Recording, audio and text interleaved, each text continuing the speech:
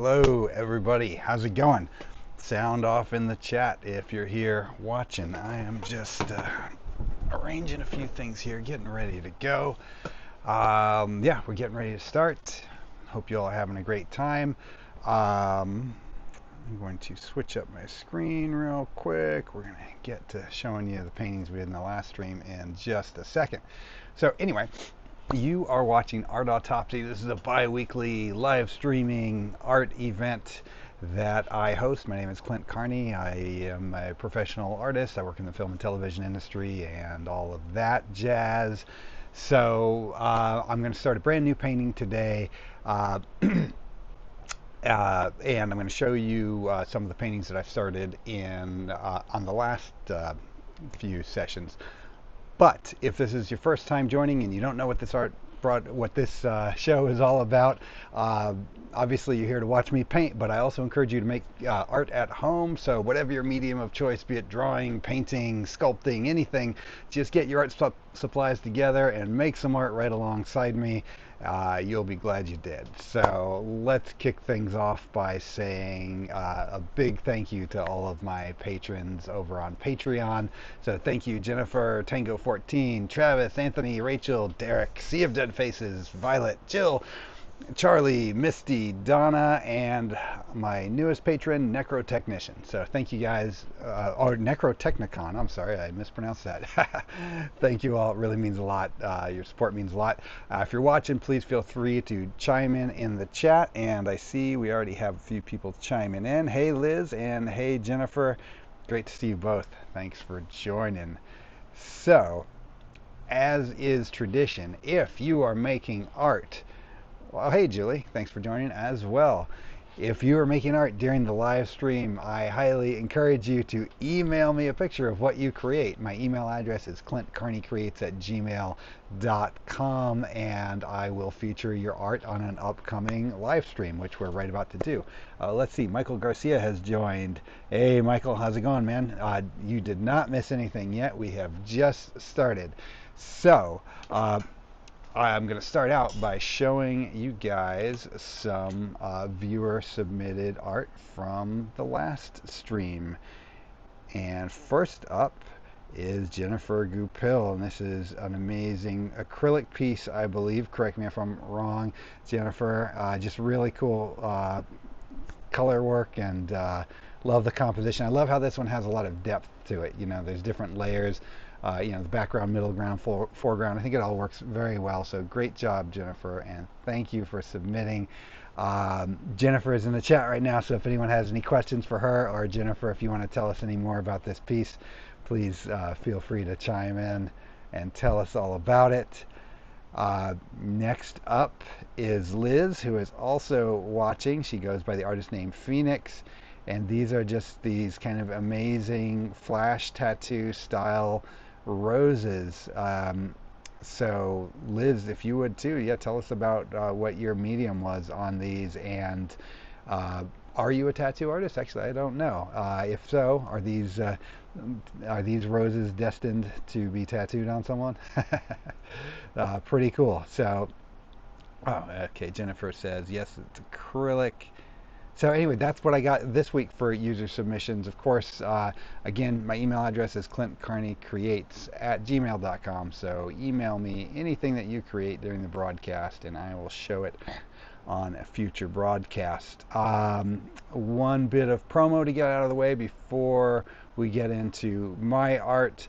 I've got a few shows coming up. So first, I got two things going on August 30th. The first one is during the day from 11 a.m. to 4 p.m. This is the Hyena Horror Market. It's kind of a horror convention, but a small scale thing. It's in a big room. There's lots of cool artists and vendors there, and it's absolutely free to attend. I'll be set up there slinging art and masks, and I'll have music stuff and movie stuff, all that stuff. So yeah, come out between 11 and 4. It's free to attend. I hope you can make it. It's a fun event. I've been there for all of them so far, and I've had a great time every time. And then that evening is the opening for the Slashback Video VHS art show. And what that is a bunch of different artists kind of create their versions of VHS box art for, you know, some classic horror films. And the canvas is the size of a VHS, so you are constrained to that for your piece. So I have a new piece coming in there. The movie that I chose for my piece is Salem's Lot. So if you want to be among the first to check it out, you can always follow me over on Patreon, and I'm showing the work in progress to my patrons as I go on that. Or you can come over to the show the opening night, August 30th, and meet me there. And then I don't have the opening date for this one listed, but this show runs from October 12th through November 9th, and that is a tribute show to the late great David Lynch. And this is at the Last Bookstore in downtown LA. So if you go over to clintcarney.com. On the events page over there, I list all of my upcoming events. So as soon as I figure out the exact date and time for the opening, of course, I'll put it on there. But clintcarney.com also has links to this YouTube channel in case you ever forget how to find it, my Patreon, and all sorts of stuff. So that is that. Let's get into talking about the art that I created for the last art autopsy.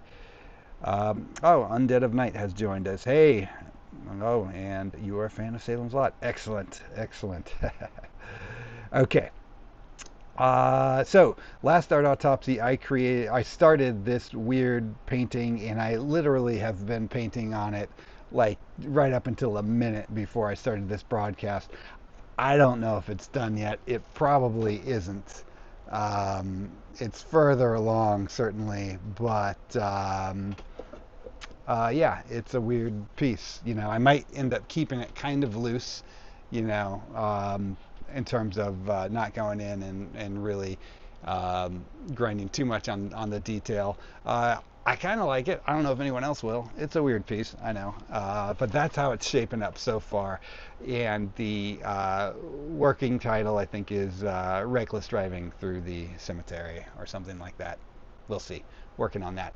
Now, I had gotten a little behind because I was working on a bunch of other projects, but I did finally finish the piece from two art autopsies ago.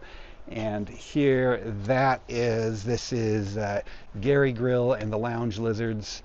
He is the most fashionable person working the offices of hell. And here he is with his lizard buddies. Yeah, I could have kept painting him for a year, and eventually I just had to say, you know what? Gary is as finished as he's going to get, because I needed to move on and get on with other paintings. But I am pretty happy with how it turned out. I really like how vibrant the colors are, and it was a lot of fun. So let me know what you think. And then today, on with the show, we have a blank canvas. So we're going to start something brand new today. And as I often do, I was just flipping through my sketchbook, just seeing kind of what I had in there that I thought might make a good painting. And this is actually something I just was one in a stack of like 20 that I was sketching on Sunday. I probably spent 2 minutes on this, but sometimes those end up being interesting ideas and sometimes not.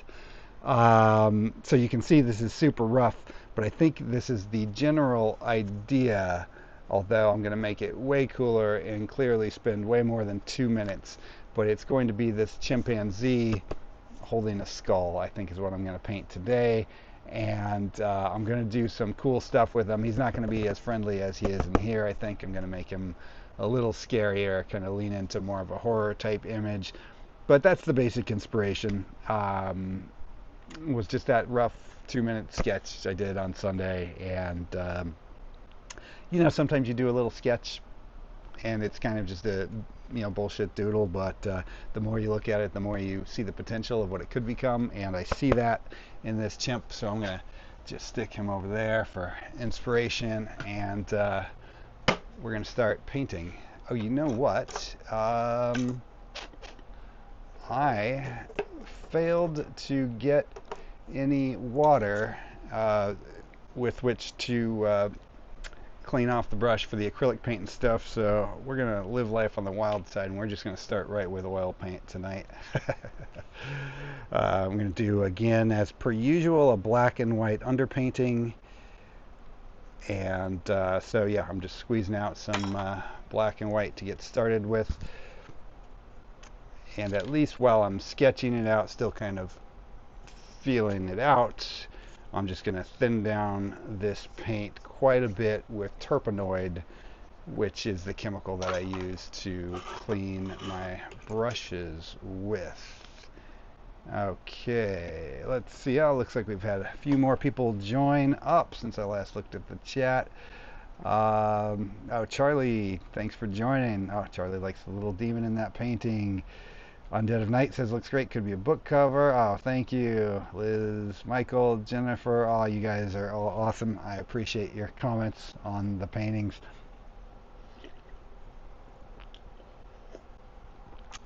Today's stream is brought to you by Beach Plum.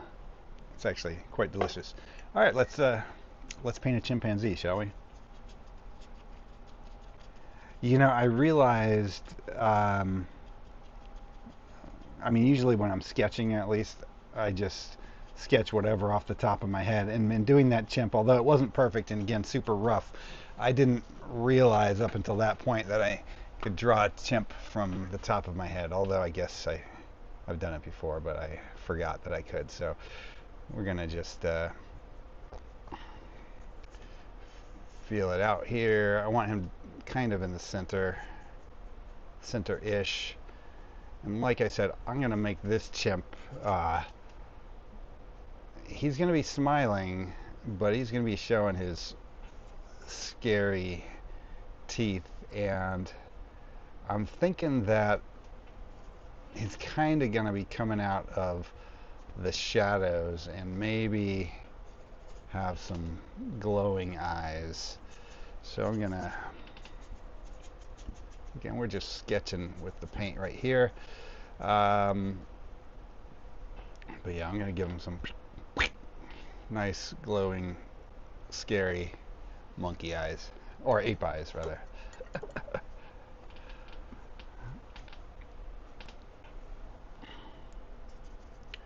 So, who that is watching is making art from home today? Are any of you also going to be painting or drawing, or are I know several of you do awesome felt work. Yeah, tell me what you guys are working on today. I would love to hear it. Let's see.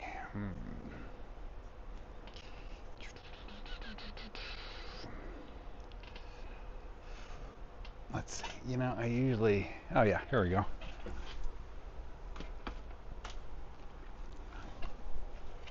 I'm never far away from a skull, so I'm gonna pop that right up there too. Just kind of get this angle that I want it at, ish. All right. I mean, I can certainly draw a skull without a reference, but you know, sometimes when you have a reference, things just turn out better. Well, pretty much all the time.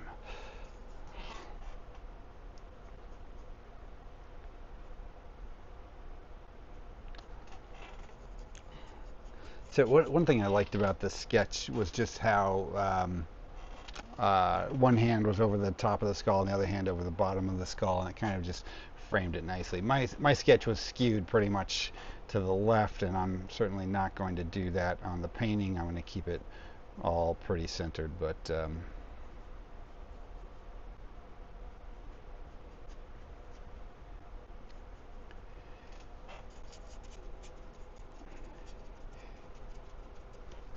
okay, let's see. Liz is drawing more insects.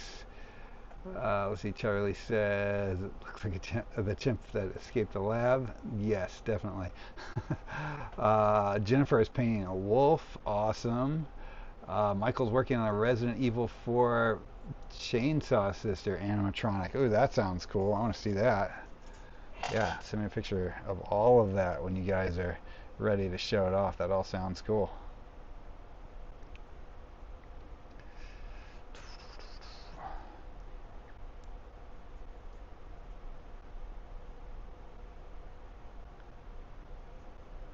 I'm curious if you guys have, so like for me, a skull, that was like a thing that, I just learned how to draw early on, and I've probably drawn thousands of skulls, since I was a kid.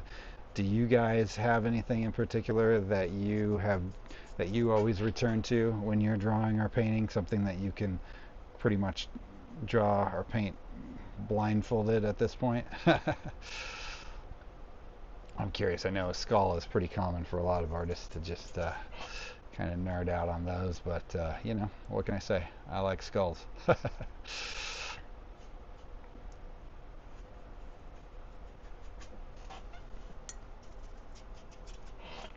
And I like chimps too, although, I will say they are slightly terrifying, or they can be.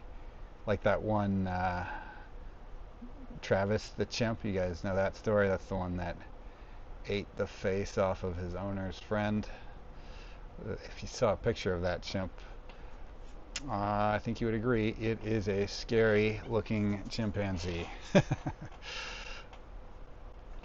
So I'm going to make this guy scary as much as possible. Cute and scary all at the same time. And like I said, he's probably going to be emerging from the shadows because I have that idea just to make his eyes pop out. So he'll probably be surrounded by, some foliage, like he's coming out of the jungle or something. Of course, if you watched this show before, you know that I like to say what I think I'm going to do, and then by the time I'm done with the painting, it'll end up doing something completely different. I like to also, as much as I like to plan things and think I know what I'm going to do, I also like to give myself the freedom to keep it loose. I mean, already I'm thinking, just looking at this, that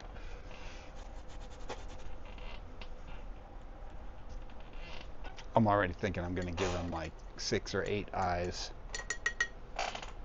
I'm just going to rough those in with some dots up here just to.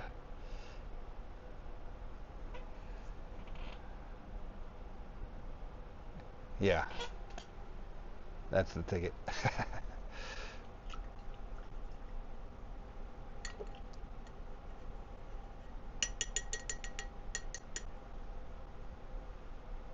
Charlie's an expert at drawing dolphins. Excellent. Excellent.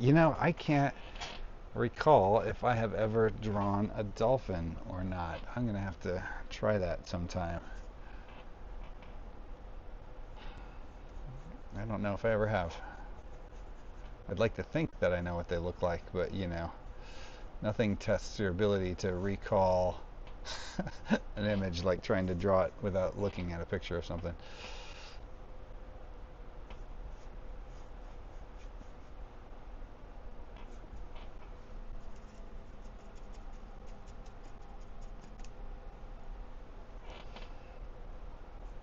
So, Michael, your animatronic that you're working on, is that for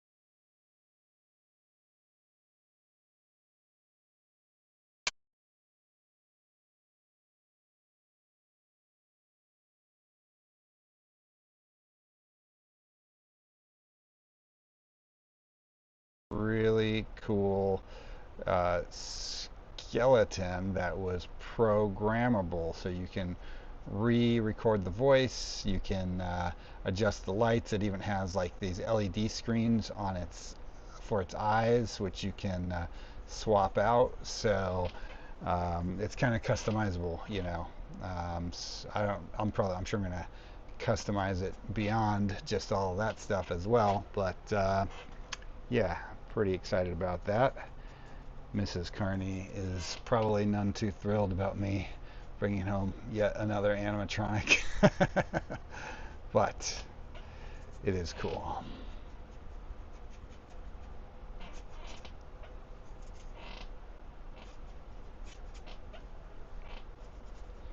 And again, I'm just thinning this paint as I go with a decent amount of terpenoid. Because I'm still sketching and this is, it's going in pretty rough. Um, the terpenoid, as it mixes with the paint, kind of allows the paint to dry pretty quickly as the terpenoid evaporates, which the nature of the chemical is it does kind of want to evaporate pretty quickly as well. So when you're sketching in paint, that's a good way to to do it in a manner where the paint's going to dry pretty fast-ish. And since we're skipping the acrylic step on this one and just going right into oil, because I was too lazy to go inside the house and get a cup of water. um, I have to use use those kind of techniques to try to get it to dry as fast as possible. I mean, hey, I think it's already coming together, like, the shape of it. I'm cool with it. Oh man, I have to refresh here. I don't know if my screen has frozen for you guys, but it has frozen for me. Let's refresh. Nope, still going strong. All right.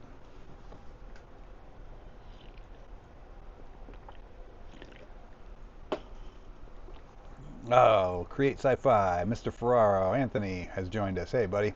Thanks for joining.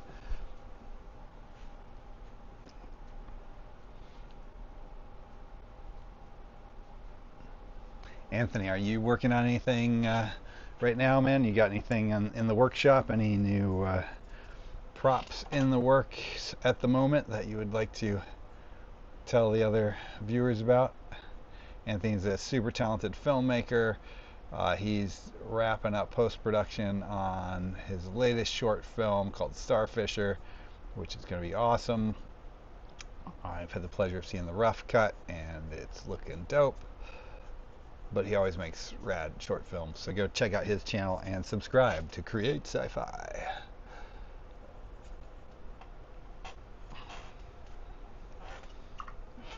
Okay.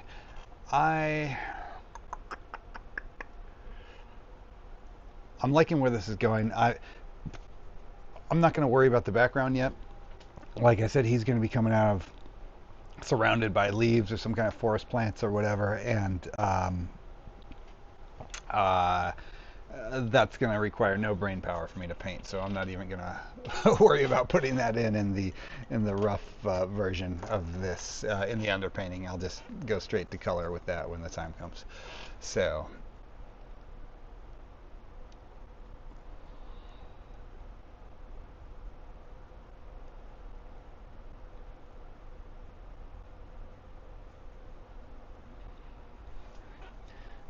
Okay, I need a different brush. And for those of you just joining, you're watching Art Autopsy. This is a bi-weekly live streaming art event hosted by me, Clint Carney. I'm a professional artist and I work in the film and television industry. And every 2 weeks on Thursday at 7 p.m. Pacific time, I start a new painting for your viewer enjoyment or displeasure, depending on which it is you feel. Um, and then I highly encourage everyone who's watching at home to get your art supplies out and make some art right along with me.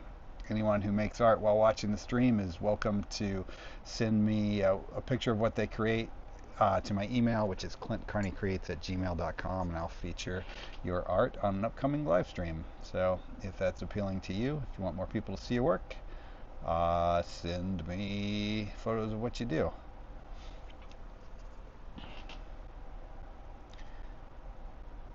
Yeah, so beyond the people that tune in and watch the live stream, people do come back and watch these videos after the live stream is over. So, usually get a fair amount of people tuning in between the live stream and watching afterward.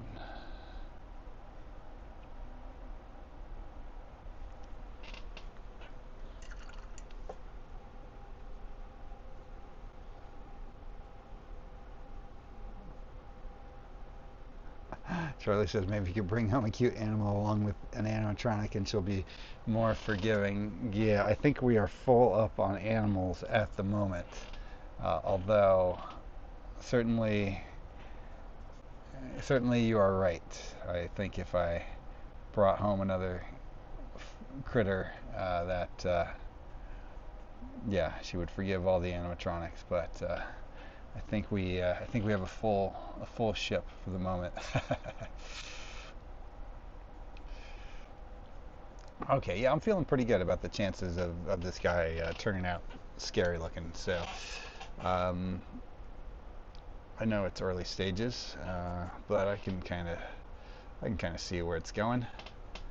It's actually coming together rather quickly today, which is just fine with me because I have already been painting for a long time today, before the broadcast started.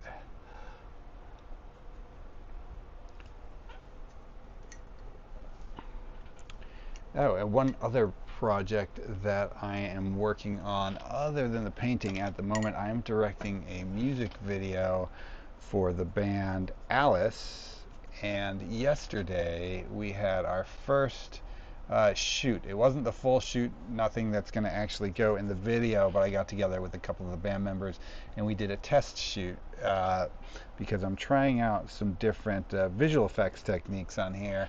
For this thing, there's a ton of it's kind of like a high concept sci-fi type video, so there's a lot of yeah, but on a budget. So there's a lot of cool high impact effects I'm trying to do, but within the constraints of the budget. So I'm getting creative with how we do them.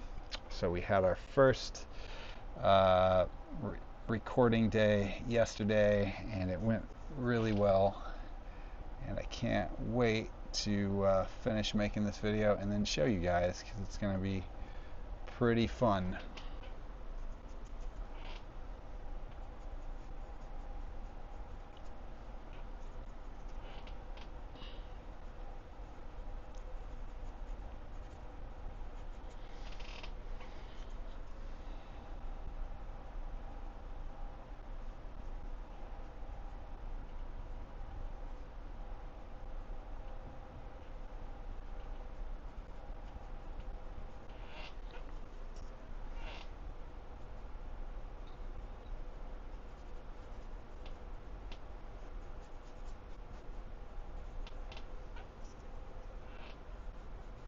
How are you guys feeling about the our chimpanzee pal so far?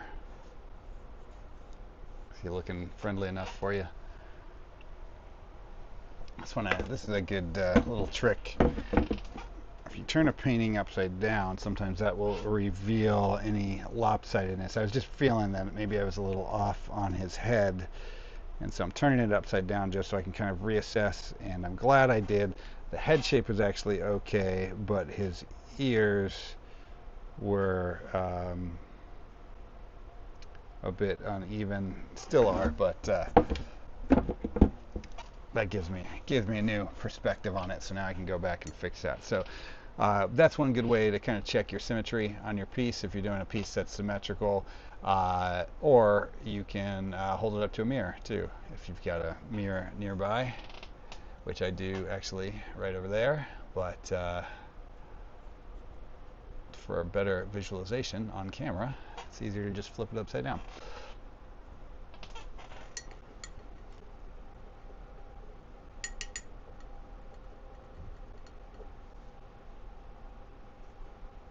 Oh, Michael does masks as well. Excellent. That's right. Thanks. Glad you like are feeling the menace of the chimp thus far.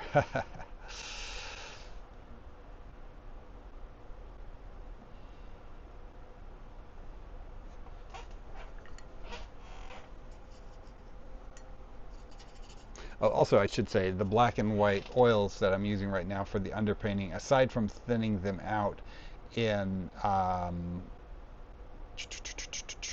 the terpenoid, they're also what's called alkyds, which is a faster drying oil too. So the combination of using the alkyd oils for this stage and thinning it out with the terpenoid is helping me progress fast on this.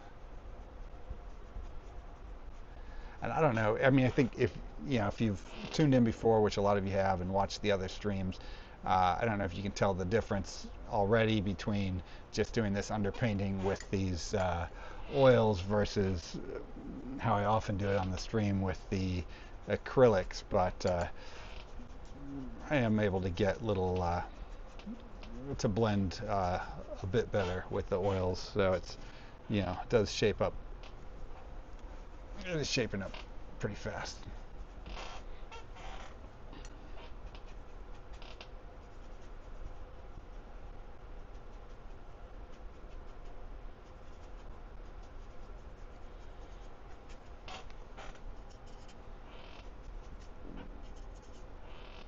And then I've got a couple paintings now submitted to other galleries that I haven't shown in before that I'm waiting to hear back on. I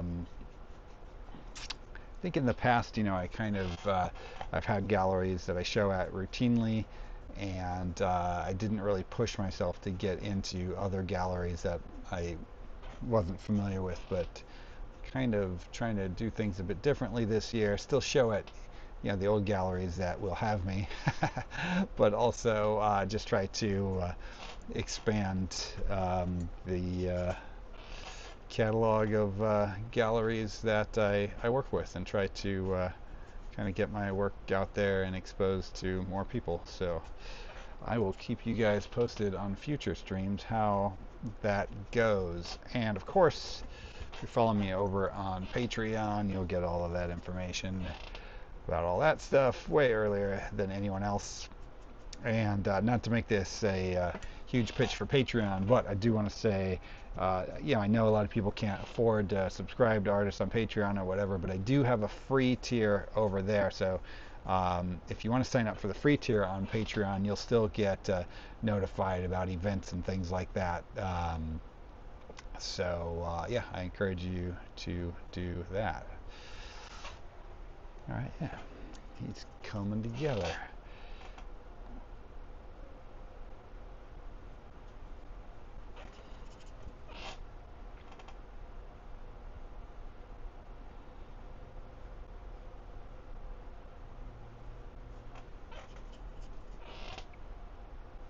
And chimp hands are very similar to human hands. They just have a little bit longer features,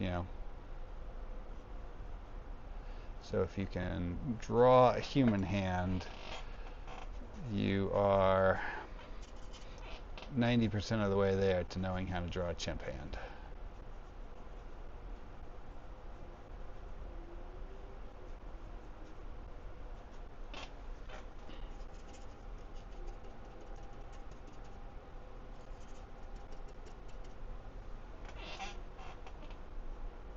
And of course, if anyone has any questions during the stream for me or any of our other guests on here joining in the chat, please shout them out. Keep the chat lively.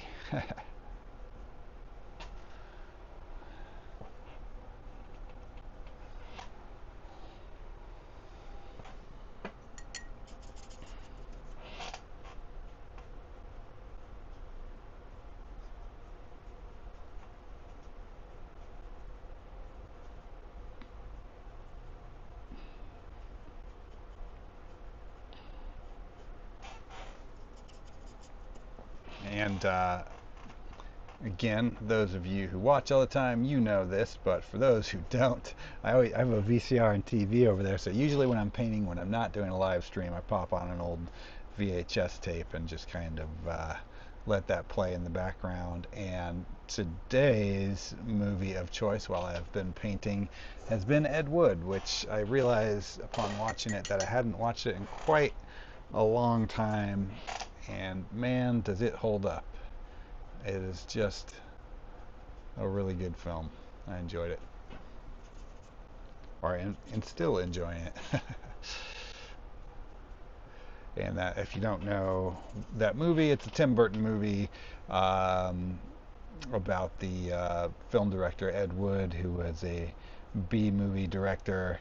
Um, and the film deals a lot with kind of his career, the beginnings of his film career, and goes into him working on Plan 9 from Outer Space, and deals a lot with his relationship with Bela Lugosi um, in Vampira and Tor Johnson and all that stuff. So yeah, anyway, really solid flick. I'm happy to be revisiting it.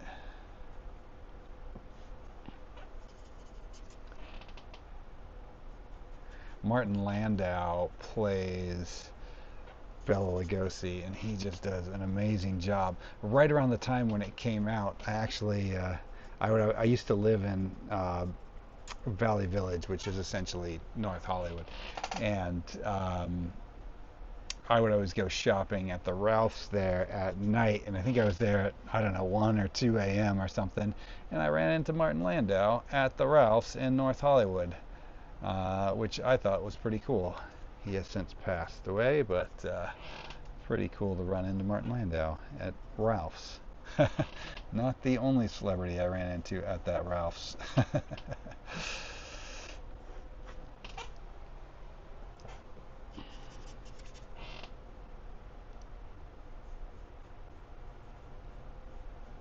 Let's see, this is going to be like the top of his knee. I think maybe he's kind of sitting. It might end up getting covered with leaves. I don't know. Let's see. Checking the chat here. What's going on in the chat? Charlie's been trying to attach mesh stocking to the eye holes of a leather mask, but I'm afraid of destroying it. If anyone knows what to use, let me know. Yes, Charlie, I know what to use. What you want to use, it's called, and I will show you. Oh, well, it's buried. I don't want to dig it out. Barge cement. Barge cement will stick anything to anything, especially hard to attach things like leather or fabric and latex and all that stuff. So barge cement, check that out.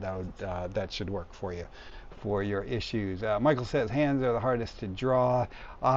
They can be at first, but I think it's like anything. You know, the more you study it and you really break the hands down into shapes, the more you get a grasp on it, and the faster you get with it. And sure, I'll draw a bad hand from time to time still, but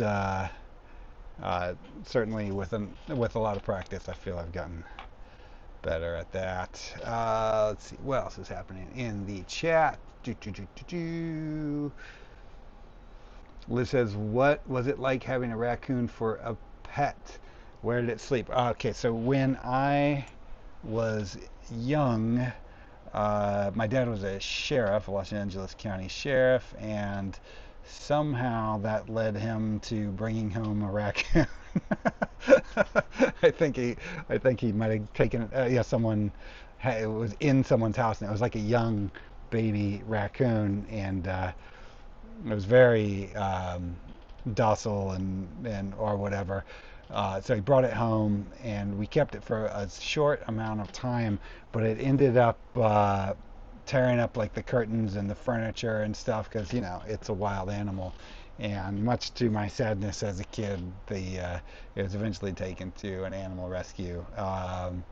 So that's it. I'm sure I have pictures of me with it and stuff, but it was for such a brief period of time when I was a kid. But I did, of course, since it's a precious little animal, I did love the darn thing. But unfortunately, it was short-lived in our household.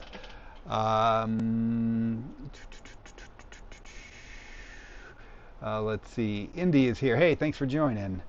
Michael says VHS tapes are still kick-ass. Yes, they are. Something about watching that degraded quality just hits me right in the nostalgia bone with the VHS.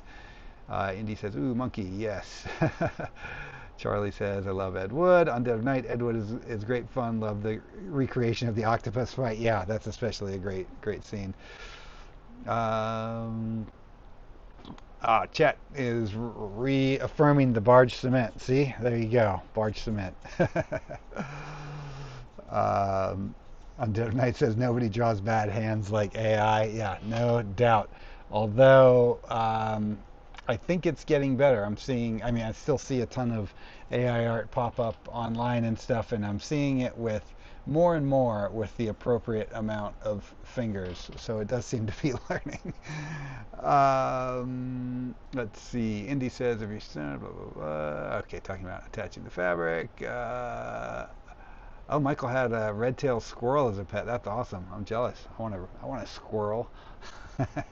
I've got a ton of squirrels that hang out in the backyard that we give peanuts to and stuff. But and there's a couple of them that will take peanuts right from my hand, but I haven't domesticated them yet completely. And Liz asks if I named it. The raccoon, yes, its name was Lucy.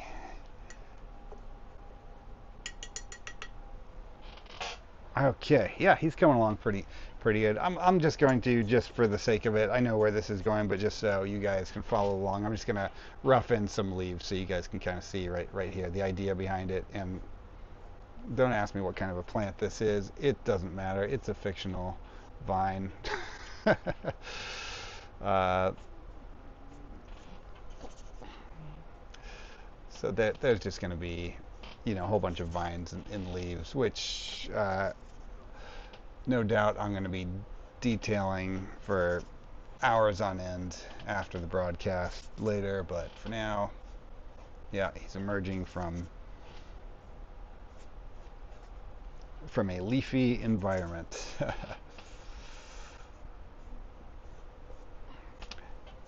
And Chet, thanks for joining, by the way, buddy. Appreciate it.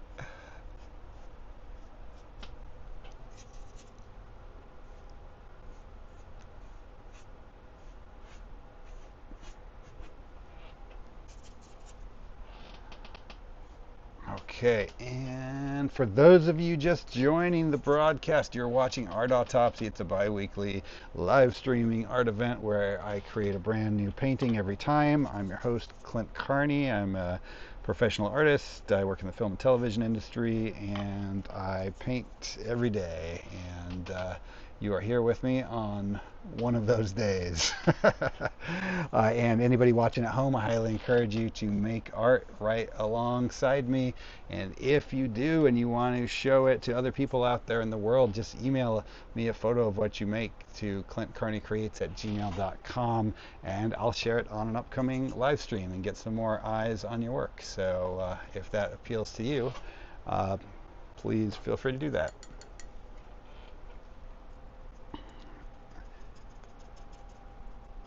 Trying to get better about redoing that pitch, every 15 minutes or so, because that's kind of like the average time people watch and then drop off and then new people come in. So I just want to let people know, for the new people that pop in, what they're watching.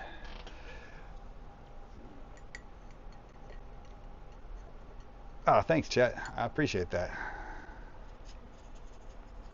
I'm sure everyone else watching knows Chet, but if you don't, check out his art because he is a badass, and he also hosts the best dark art podcast in town. It's called the Dark Art Society, and he just has banger interview one after another with awesome artists. And if you are an aspiring artist, it's a great one to, or an established artist even, it's a great one to listen to and just hear what other artists have to say about the craft. I always learn new stuff just to the artists on his show. So check it out, Dark Art Society. Yeah, I'm actually feeling pretty good about this so far, about the sketch side here. I might start layering in some color in a bit, or maybe I'll just start going a little more extreme with the blacks first. I don't know. I'm just going to say words, and one of the things I say will come true, and I will do that thing. Let's see.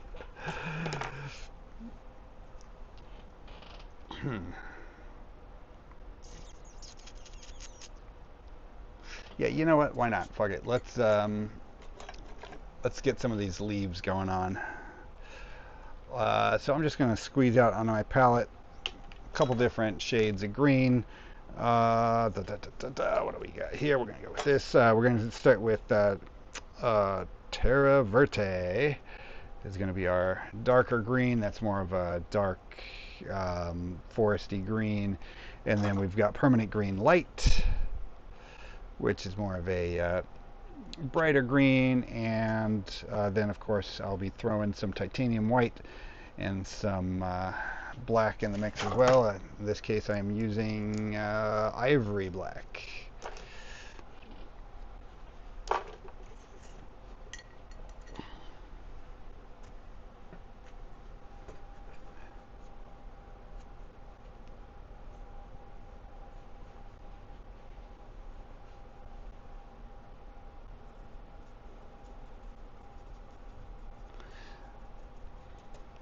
That's cool, Michael. How did you acquire your squirrel?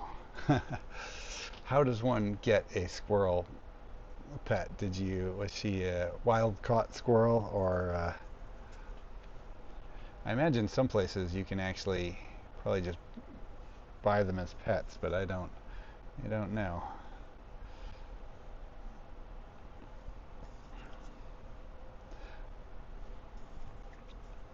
Although I certainly enjoy seeing the ones in my yard just out in nature.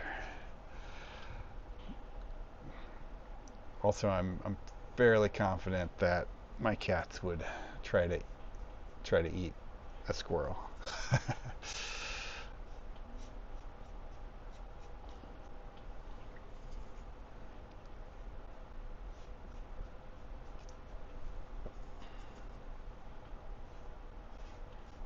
In fact, my cats are kind of what prevents me from having a lot of different animals. I don't want to have an animal that my cats are going to try to kill, even if it's in another cage or a tank or whatever. I wouldn't want the cats stressing out the animals. So I used to always have fish tanks and, different critters. Had a tarantula at one point, had a bunch of lizards, had frogs and all that stuff, but the cats have pretty much taken over my life, so they kind of rule the roost.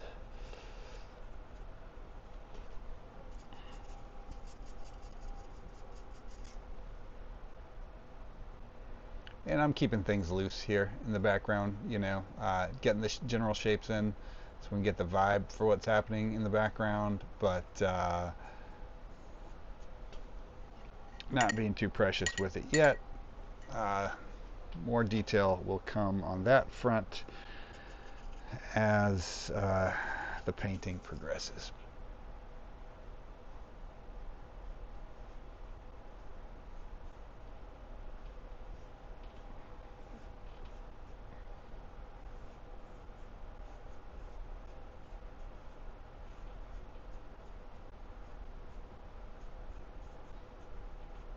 Also, I know it is not entirely interesting to watch someone paint like 100 leaves, so I'm going to try to breeze through these so so we get to the fun stuff, which is painting a chimp.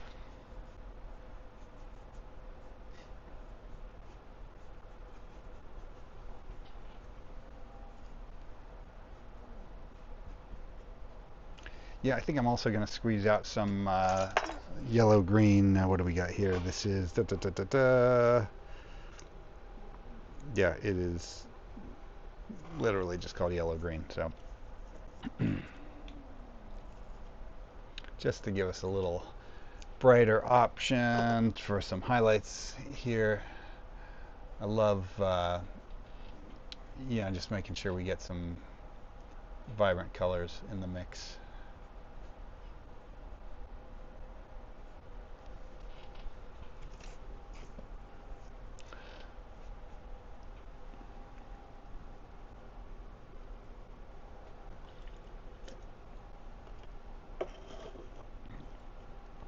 Indy had a crow.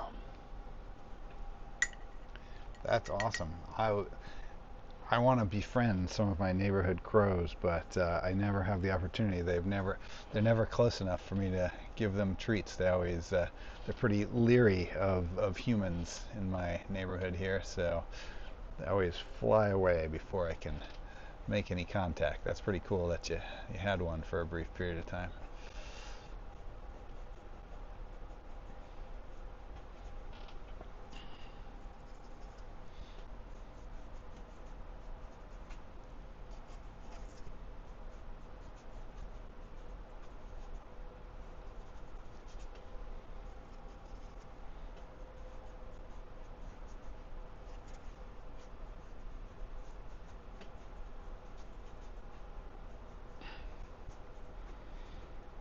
So the chimp's fur is going to be mostly brown, and I'll probably lean into like a reddish brown with it, which will give it a nice complement to the green background of the leaves. Help it pop a little bit. And somehow I lost one of my colors. It disappeared right before my eyes. There we go.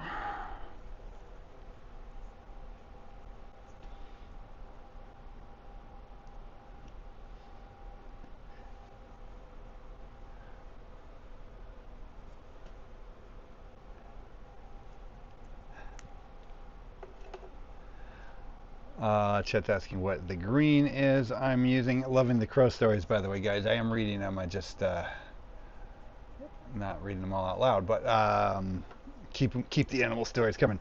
Chet, so the dark green I'm using is Terra Verte, and this one's an alkyd. The other two are not alkyds, and I've got the Gamblin Permanent Green Light, and then the Holland's Yellow Green.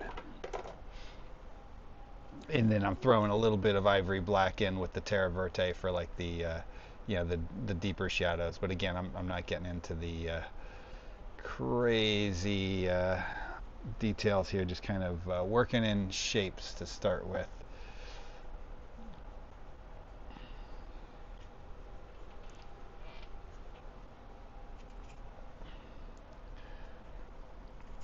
And then I'm going to work in the ivory black more and more into the green as it gets closer to the chimps, because eventually I'm going to have him kind of fall back into the shadows and maybe even have a lot of that blend in, so maybe even part of the top of his head isn't even so well defined shape wise because he's that emerged into the shadows. His ears too obviously are too bright at this point, so I'm going to have to knock those back as well.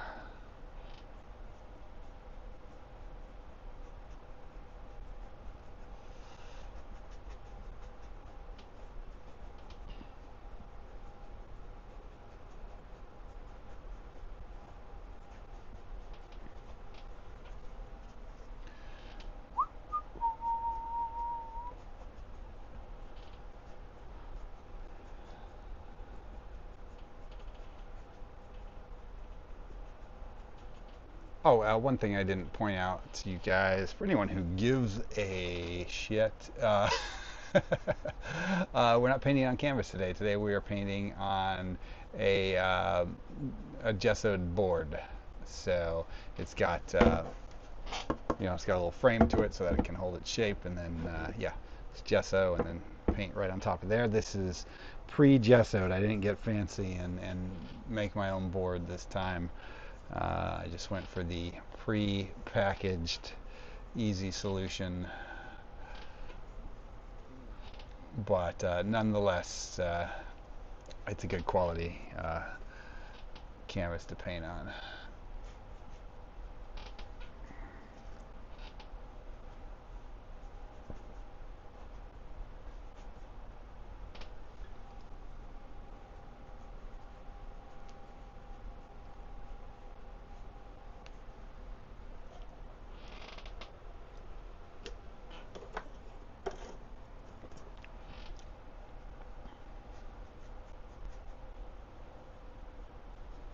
Oh, a couple weekends ago, I went to the heavy metal show over at Copro, which you guys in LA should go check that out because it is a great fucking show. Oh, man. Sorry, pardon my potty language. I always forget that sometimes I get a younger audience watching. But it's a great show. Lots of great artists in it. I got to go to the opening and ran into a bunch of cool people who I love and whose work I love. So that was really, really fun. So go check that out. I think it's up for a while still. So definitely worth the trip to Santa Monica to see all the cool art.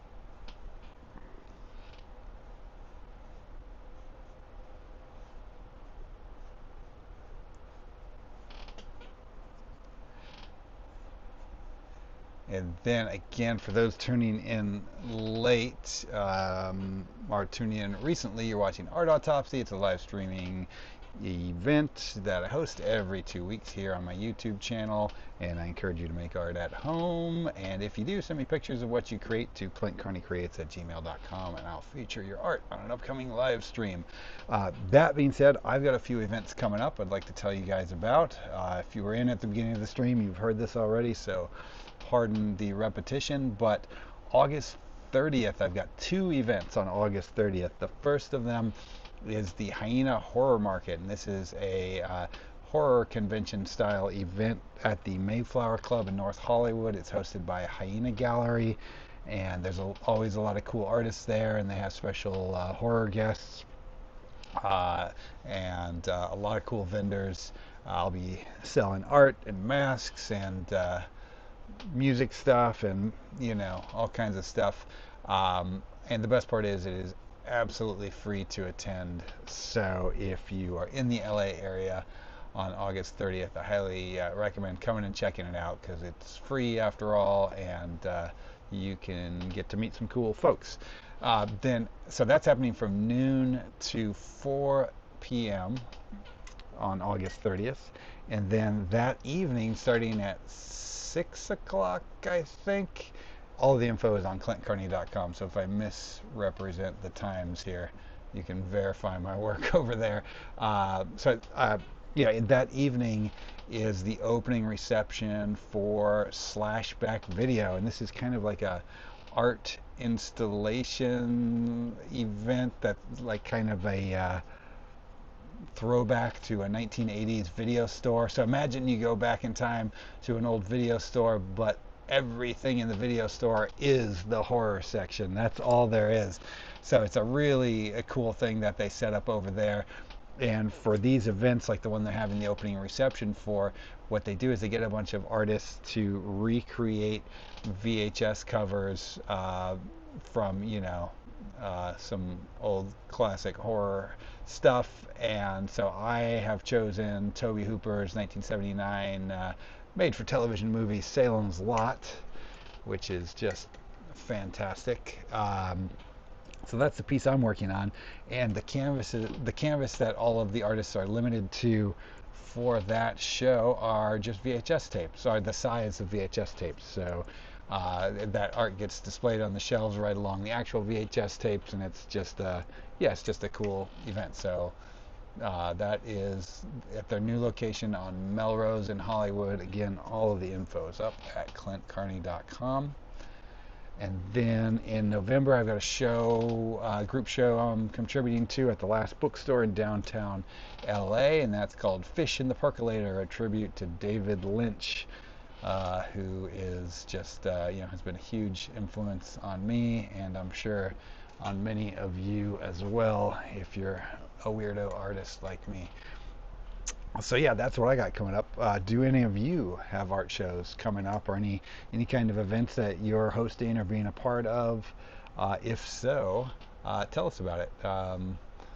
Here at Art Autopsy, we are artist promo friendly. So if you guys ever have anything you want to tell my audience about here, you have my permission. Share away.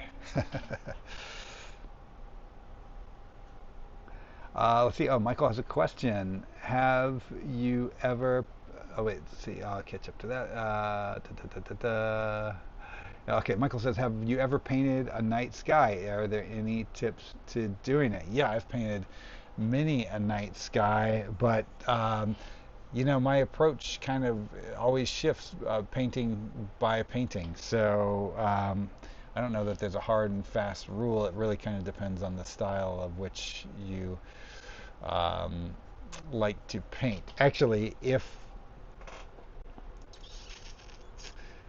you look back after this stream, look through my shorts, and there is a time lapse of me doing a painting called Winterpede, which is like a it's a rabbit centipede mashup, and I realize I'm very self-aware. I realize everything that comes out of my mouth is strange. All right, so it's a rabbit centipede mashup, and that has a night sky in it. And you'll see in that particular case, I started with a brighter blue sky, and I layered in the darker colors, and then I added stars after the fact. But if you go back, it's just like a minute-long time lapse, and you can kind of get a feel for how I handled a night sky in that particular scene. But of course, there are many, many ways to approach it.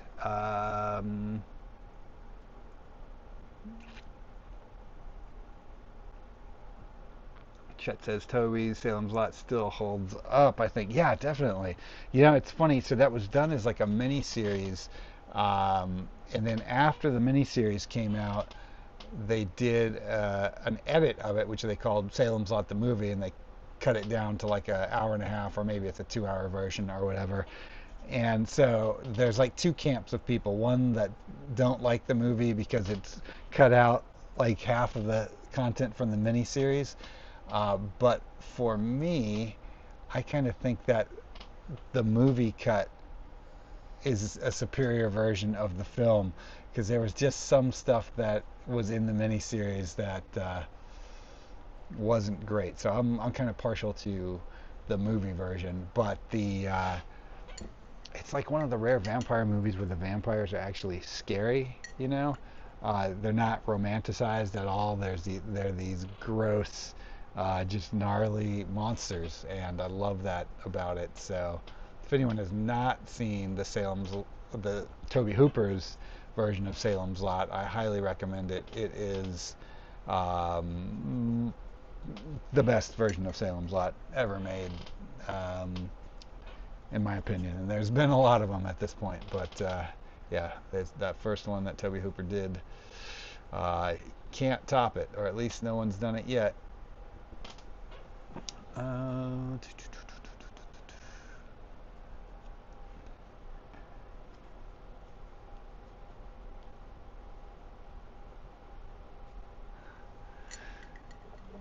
Oh yeah, yeah. Replying to Chet's comment here. Yeah, you'll know the film edit versus. All right, let me say this: if you haven't seen this movie, plug your ears for like the next 30 seconds. All right, because I'm going to spoil it. All right, you'll know the film edit versus the miniseries edit, because at the end of the film edit, the house just kind of burns.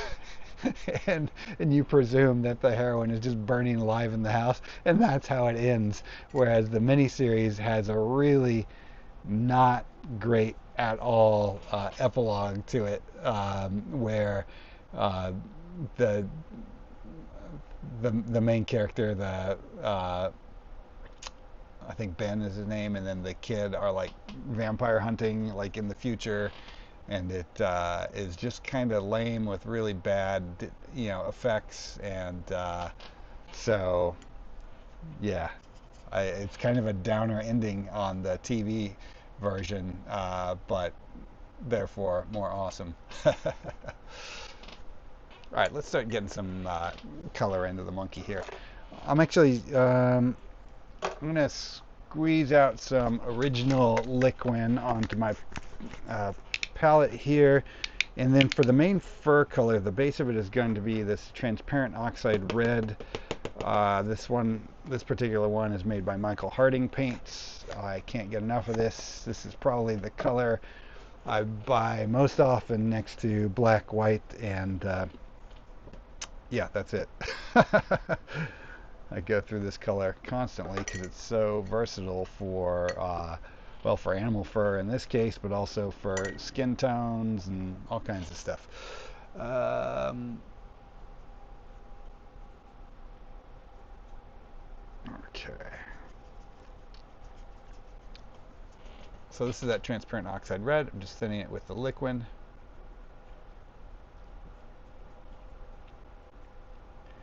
And I'm just putting a thin layer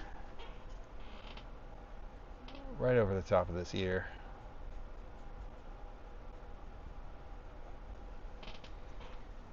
And then while that is still wet, take a little bit of titanium white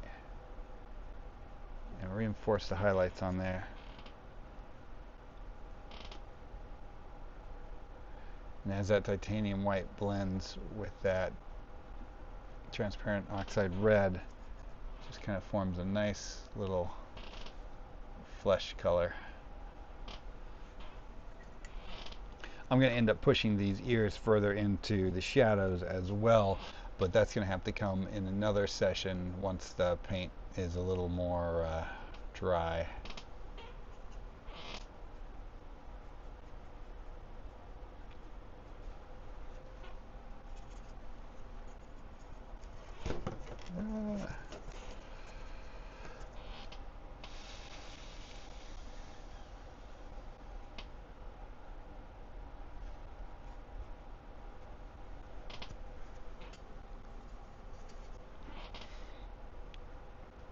And then, you know, most of his upper head, at least, I'm going to keep in the shadows. I'm not even going to go like a pure black on most of that, but I am going to just punch in a little bit of detail with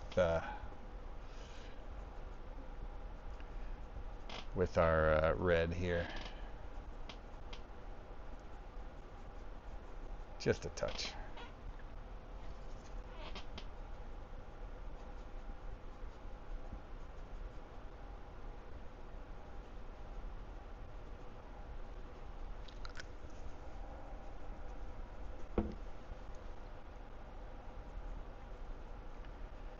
Oh, I want to take a moment just to give a little shout out and promo to another artist friend of mine who does really cool work. He is not watching the stream, so this is not for his benefit. I'm just saying it because I like his work, and he just launched a Patreon, so if you're into the stuff, you can support it too. But his name is Pete Von Schally, and he is kind of a badass storyboard artist. He has done a lot of great films over the years as a storyboard artist. He did pretty much every Frank Darabont, Stephen King mashup. You know, the Shawshank Redemption, The Green Mile, The Mist. He did the storyboards for all of those. He did a lot of the Chuck Russell films, like his version of The Blob and Nightmare on Elm Street 3, I think was the Chuck Russell one, but he also did 3 and 4. Anyway, he does cool stuff. His name is Pete Von Schally, and he's got a new Patreon. So if you're a Patreon person who likes to support artists and find cool people on there, take a look at Pete's stuff. His stuff he's got a nice humor to it. You know, he does a lot of work that is not storyboards. You know, he does a lot of comic work and stuff like that too. But just wanted to mention that. Check out Pete's work. He's a good dude, and you know, it's good to support people doing good stuff.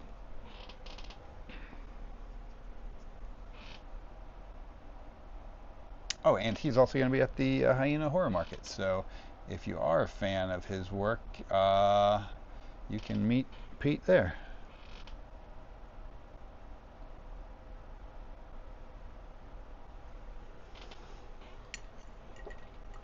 I'm pretty loose with the shape of these eyes right here. I realize I'm going to refine the outer rim of those in just a second. I'm just laying in some color here. So on the color, this yellow I just threw in a cadmium red, and then I'm just going to go over with a lemon yellow hue just to kind of get it bright in the center. These are certainly parts of the painting that are going to need to be gone over and brightened up at a later date once this round of paint dries as well. Just kind of getting that in there.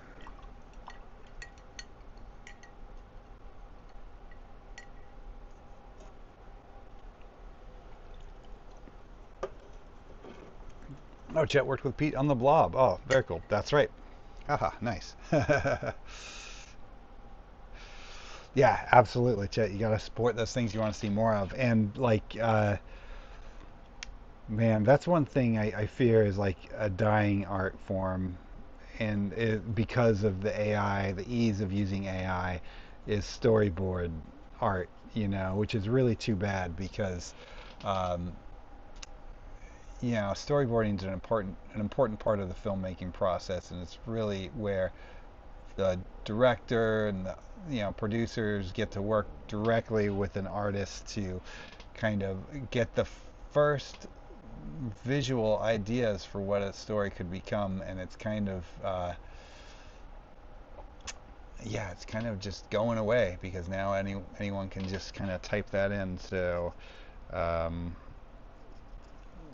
but um, yeah. Anyway, that's cool that you get to work with them. I actually recorded a long form interview with Pete for my YouTube channel, which I have to edit and put up one of these days soon. Um, but yeah, actually, Pete, he would be great if you're Chet, if you are ever looking for new guests on your show. Uh, he's a good interviewee.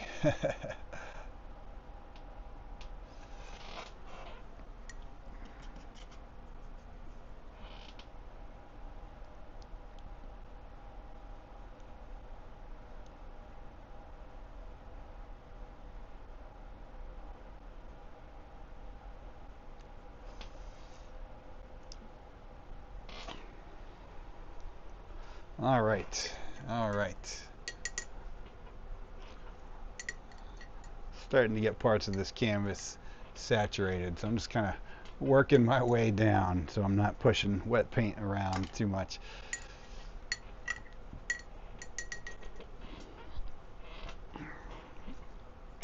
And I'm going to use that same iron oxide red, mix it up real nice and thin with some liquid, and we're going to do that same treatment right across his muzzle right here. Although I might even go a little thinner on this.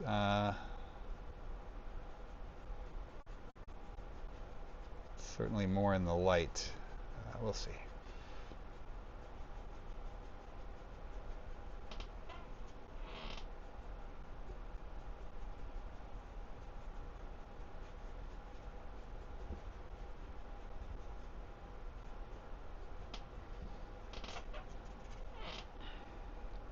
Yeah, and I'm probably also going to, just thinking out loud here, but introduce a little crimson red, a little crimson into his muzzle a bit too, but we're not quite there yet. But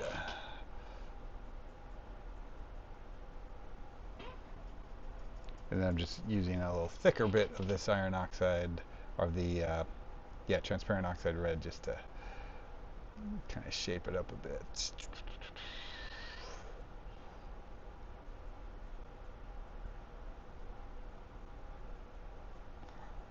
And I'm going to go buck wild and throw in some of this Terra Verte. Mix a little bit of that. That's our darker green that we're using. I'm going to mix that in a little bit with the transparent oxide red and allow that to be kind of more of a shadow color up here. Yeah, that's nicer. I like that already.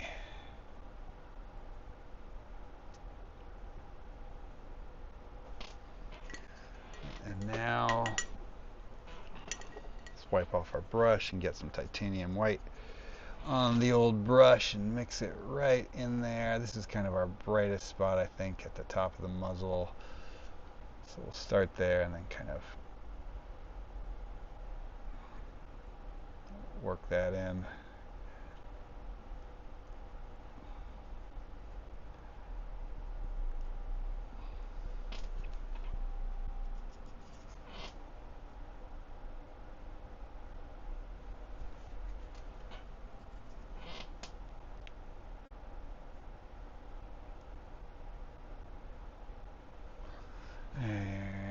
And I kind of jacked up the shape of his face while doing this, but there is no mistake that you can make while painting that you cannot recover from.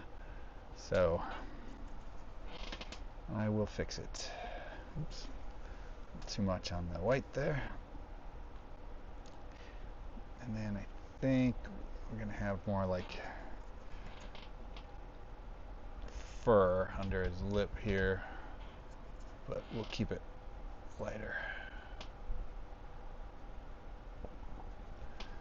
Probably throwing a little bit of yellow to that fur under his lip as well, but we'll see. I'm just making this up as I go here.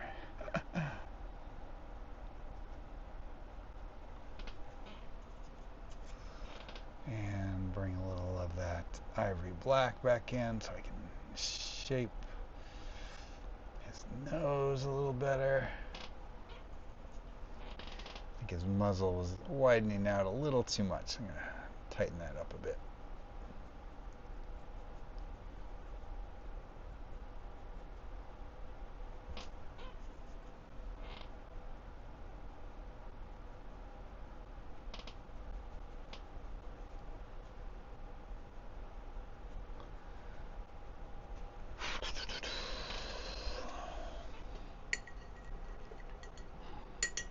Alright, I'm going to squeeze out some alizarin crimson, which I gotta find my paint box here.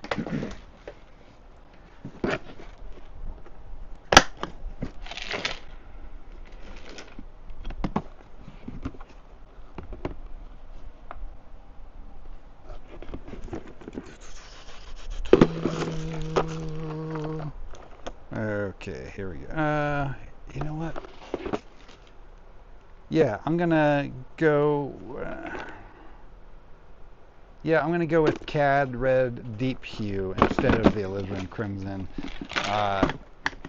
for this. I just think it's going to work a little better with that bright ash green in the background, which won't always remain that bright, but you know. This is just a personal, on-the-fly, personal preference choice there on the coloring, but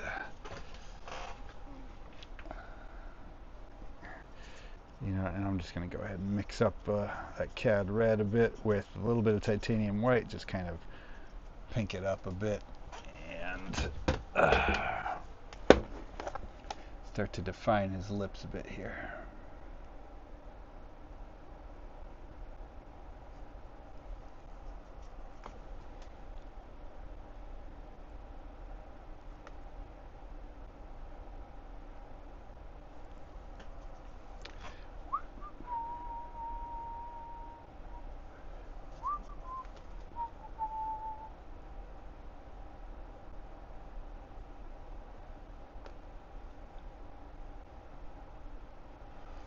Okay.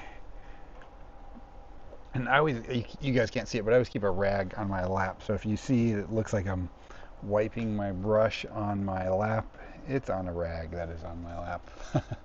Although I have been known to just wipe the brush on the pants quite often as well, which is why many of my pants have paint on them.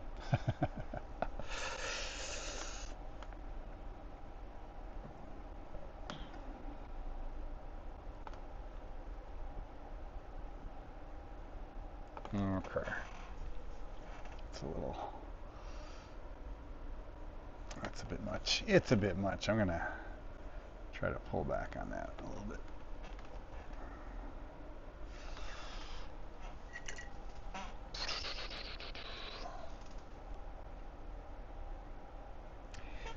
Okay, for those of you who are newly joining the broadcast, you are watching Art Autopsy. This is a bi-weekly live streaming art event with me, your host, Clint Carney. I am a professional artist that works in the film and television industry. And every 2 weeks, on Thursday at 7 p.m. Pacific time, I create a new painting for you to watch. And I encourage anybody watching at home, if you are artistically inclined or just curious about maybe wanting to become an artist, just get your art supplies together, even if it's just a piece of paper and a crayon, and make some art right alongside me. And if you make something that you feel like sharing with the world, email it to me over at clintcarneycreates@gmail.com, and I will share it with the folks on an upcoming broadcast.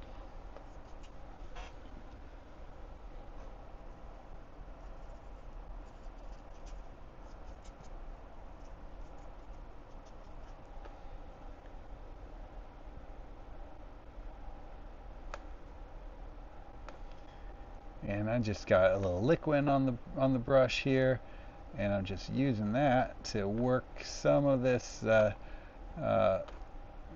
cadmium red here just up into the muzzle a little more. Just try to get a little bit of a blend. You know, I very rarely do a painting in one sitting. You know, it's generally just a process. So there's nothing that I can really do in this session that I that can mess it up. So sometimes, you know, yeah, so I want to reinforce that. You might have an idea for something you want to do to a painting, but maybe you're worried about messing it up. But really, you know, a painting isn't over until you, the artist, says it's over. So if you have an idea, you know, why not try it? I certainly, even every painting, I'm always trying some new things. Some of them work, some of them don't, many of them don't, but it doesn't mean they're not worth trying, because sometimes just by messing around with new ideas, new ways to use the colors against each other, you might actually stumble into something that works quite well. So.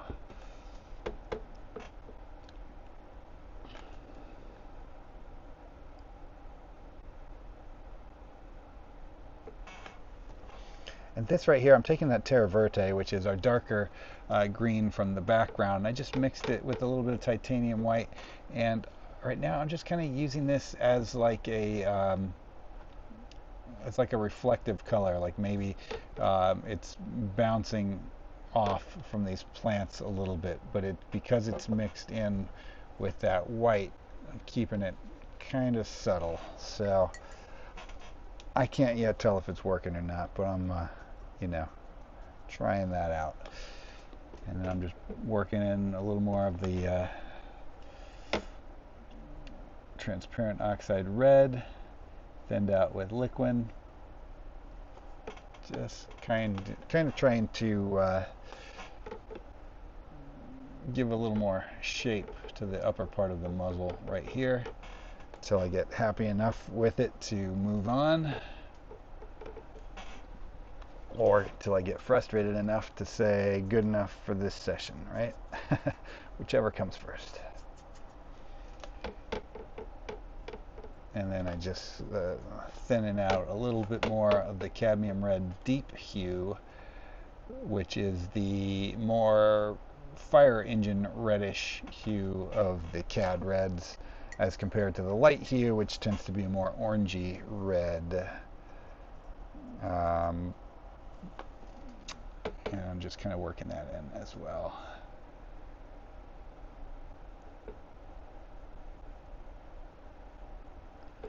And then this right here, this is just straight up titanium white, which I'm just kind of hitting a few select areas that I think are going to hit the light more, and I'm going to blot them off a bit to get a little bit of that paint off, and then just kind of lightly scrub across it with the brush, working that into the other colors. And I go ahead and say I overdid that. That is not working like I hoped, but that's okay. Let's work some more of this red back in. And suddenly it is not as bold as before. And I'm actually feeling okay about that green mixed with the titanium white, just for that kind of pop of color on the side, so I'm going to mix up a little more of that and just kind of even go a little slightly bolder, just right on the edges of his muzzle where I think that light might bounce onto him.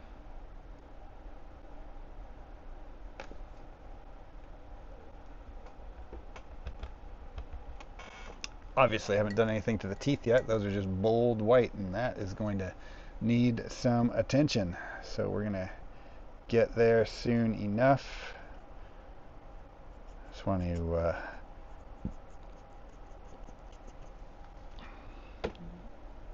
kind of fix the shape of the mouth here. Just kind of reinforce that corner of the mouth, make it look nice and sinister.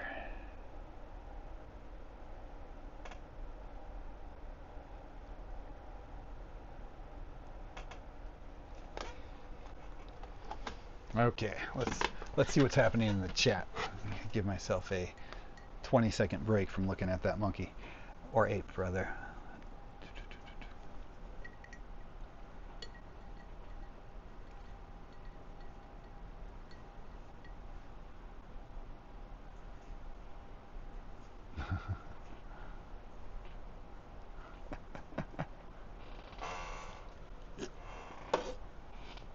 Liz says leave the teeth white.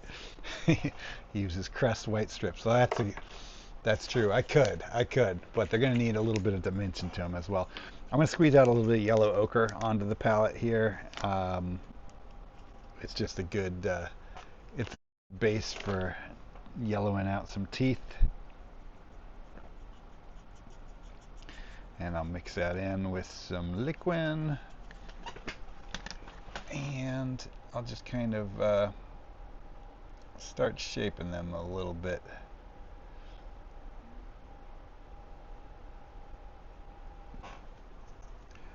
Start shaping them a bit.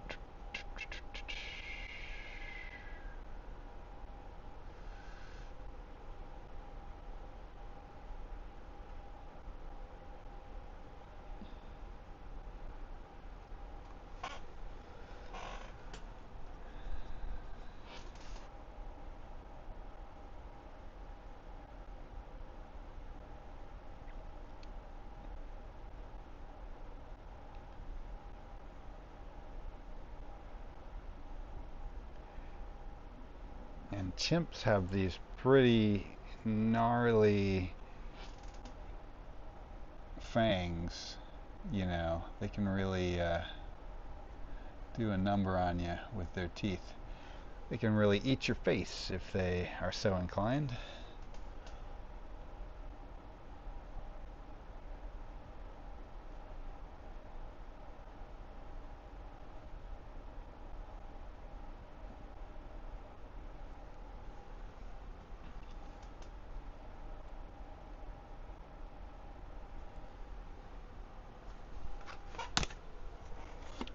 And this T-square here, I just use, if anyone's wondering why the hell I'm doing that, I'm just using it to keep my hand out of the wet paint.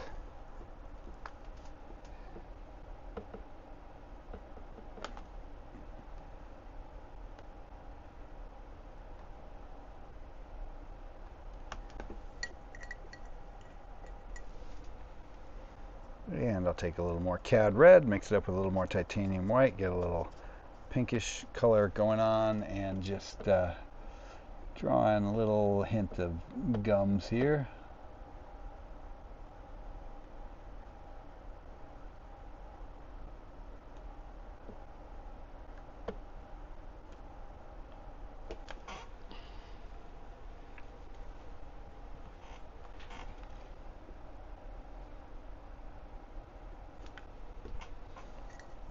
And I'm even going to take a little bit of our transparent red, or transparent oxide red, mix it in a little bit with our yellow ochre, and just use that even to shape these teeth even further. Just kind of use that on the shadow side here. and maybe to create a little bit of a shadow right underneath the upper lip as well, just by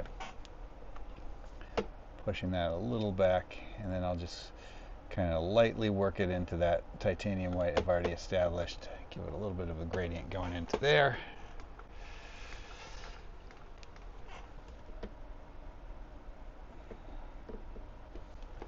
Okay, I'll continue to reshape those teeth, but the canvas is pretty wet right there right now, so I don't want to mess it up too much by, you know, undoing any of my good work. So we're going to come back to those teeth in a future session. For right now, we're calling them okay. We're calling them done for this session, just on those teeth. Unless, of course, I change my mind and go back to them anyway. In spite of what I just said. Let's see.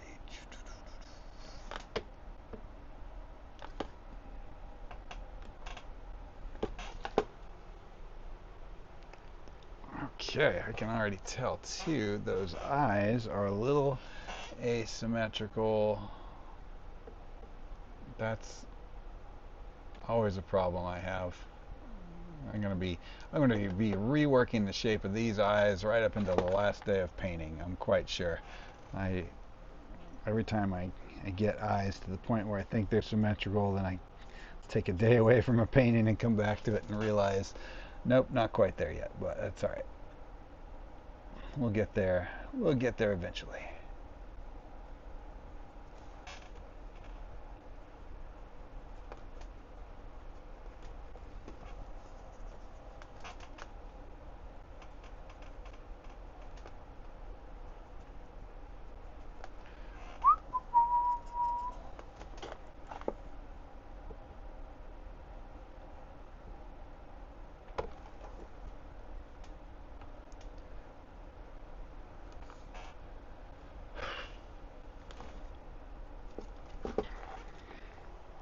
Okay, yeah, I'm feeling pretty good about the face, at least as a first session starting point. What do you guys think? Are you down for this chimp face?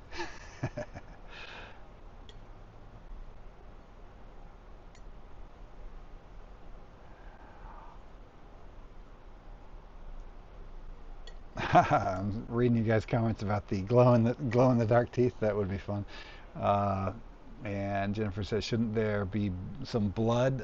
Maybe, but I don't want to. I wouldn't add blood in at this stage yet because it would just. I always, you know, like to be pretty deliberate about adding blood to a piece in terms of where it goes. And if I start adding in at this point, it's going to blend with the other colors a bit too much and start turning into mud. So that's the kind of thing I would add in a future session if I do go that route.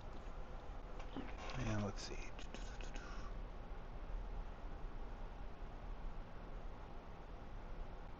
Michael says, interesting that red snub-nosed monkeys are more friendly towards humans. Ah, interesting. Travis, hello. Thank you for joining, sir. That's my brother, everybody. Thanks. Julie says the chimp looks charming. Excellent. Thank you. That's my goal. He's a charming fellow. This chimp. He will only eat half of your face because he's a nice guy like that.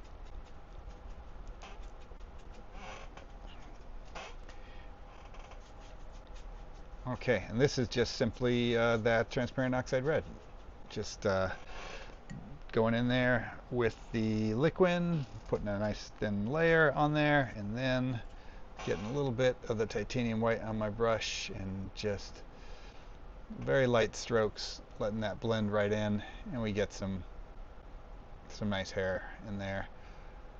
And we go in and we'll add more detail on the hair later, but yeah, that's a real simple way to get some fast hair in on that. And we're going to continue that up the arm.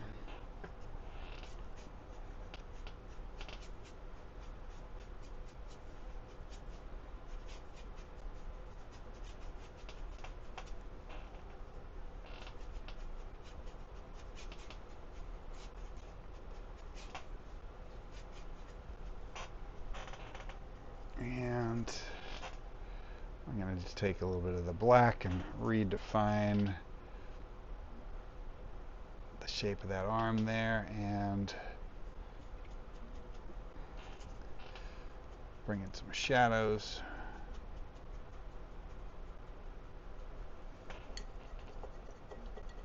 And clean that black off and go back to the titanium white. And again, we're just going to hit it real lightly and try to think about the direction that the fur is going to flow on that arm. And when we hit it lightly there, we just want to kind of move the brush in the direction of that fur growth. Okay, cool. And now we're transitioning. There'll be some hair on the hand here, but the hand is mostly going to be,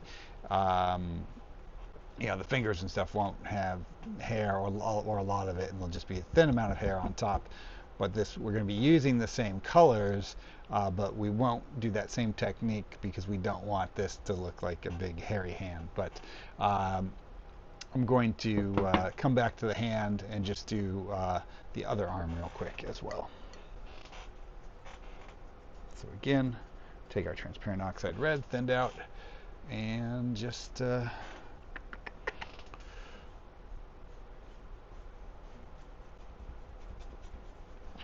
lay in a nice thin coat.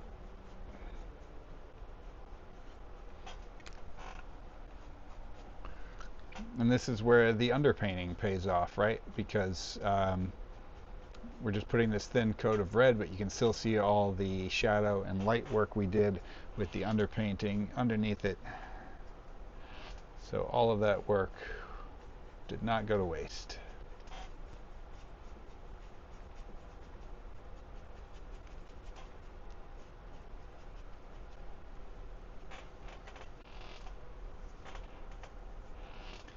And again, just reinforce our shadows here and our shapes with the black.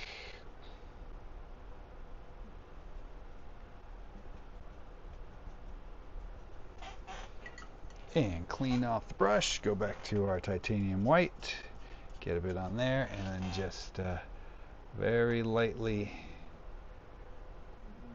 work in some fur texture.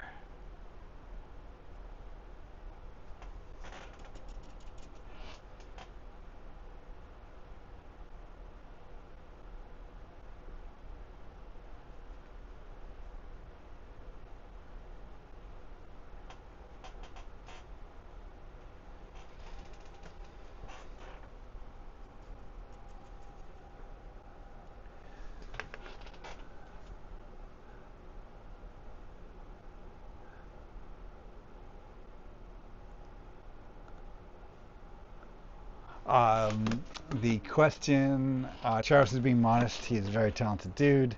By the way, Indy, your question, I am using Liquin Original for this stuff. So this is kind of like a very gelatinous medium. That's kind of just always been my go-to, and that's what I use for this.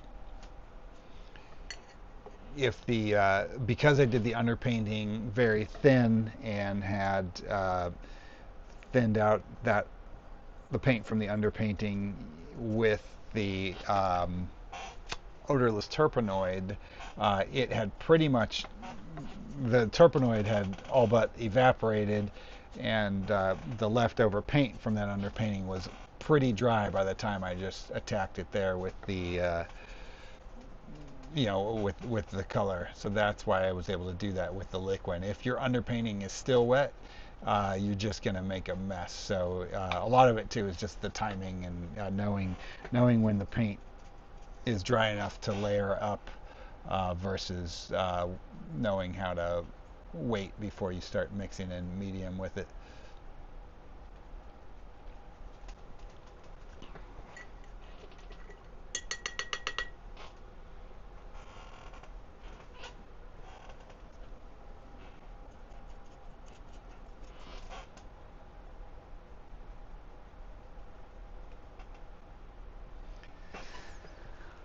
Okay, let's paint that top hand, and then we'll paint a skull.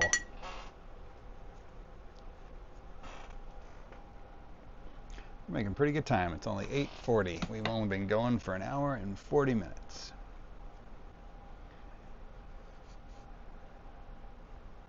All right, Michael. Hey, thanks so much for joining us. I appreciate it, man. I get some sleep. Let's see. Oh, Dickie Daniels, good morning from South Africa. Hey, man, thanks for joining. Appreciate it. Chat's running too. Hey, thanks for joining, Chat. Always appreciate having you in here. Take care. Okay. For those of you just joining the live stream, you're watching Art Autopsy. This is a bi-weekly live streaming art event. I'm your host, Clint Carney. I'm a professional artist and I work in the film and television industry. And every 2 weeks I get on here at Thursday at 7 p.m. Pacific time and I do a new painting, or at least I start a new painting. And I encourage everyone who's watching at home, if you're artistically inclined or just curious and think you might want to start making art, well, just go ahead and do it. Get whatever you have on hand ready, together. Even if it's just a paper and a pencil or whatever, a crayon, and make some art. And if you do make art and you want to show it off to anyone, feel free to email it to me at clintcarneycreates@gmail.com and I'll feature it on an upcoming live stream. So that's the spiel. That's the show you're watching. And I highly encourage anyone watching too who is interested in just, getting into art to participate in the chat, because there's a bunch of cool artists that pop in from time to time and join in the chat, and it's a good way to talk to other artists and so forth. So there you go.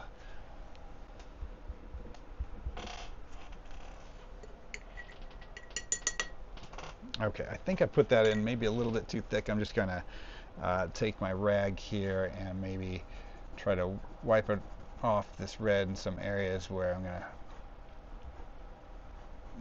do a little more highlights. So just gonna do a little bit of drawing with the rag here.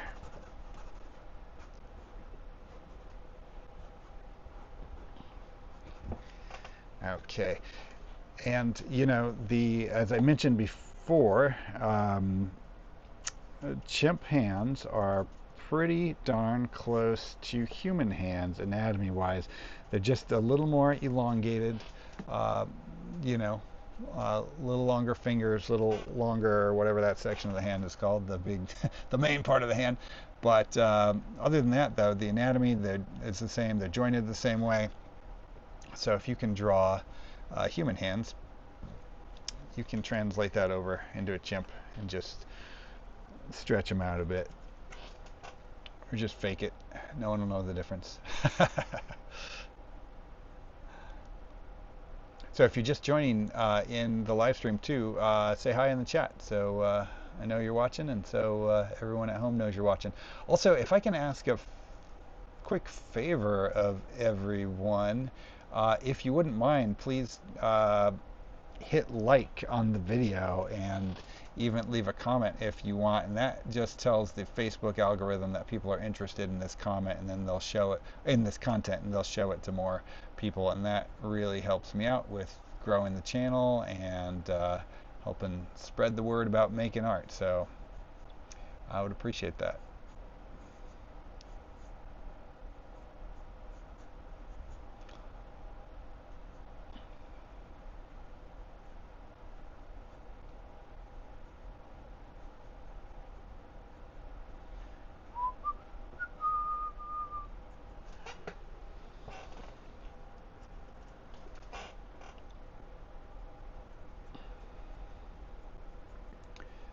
So I'm just kind of working out like the flesh tone of his hands and stuff right now.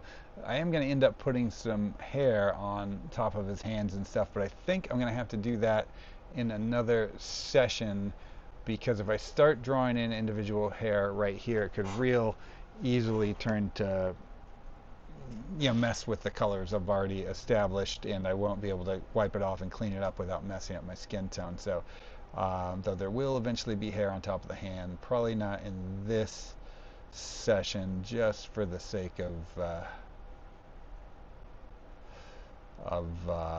ease, because I know myself, I know I will mess that up.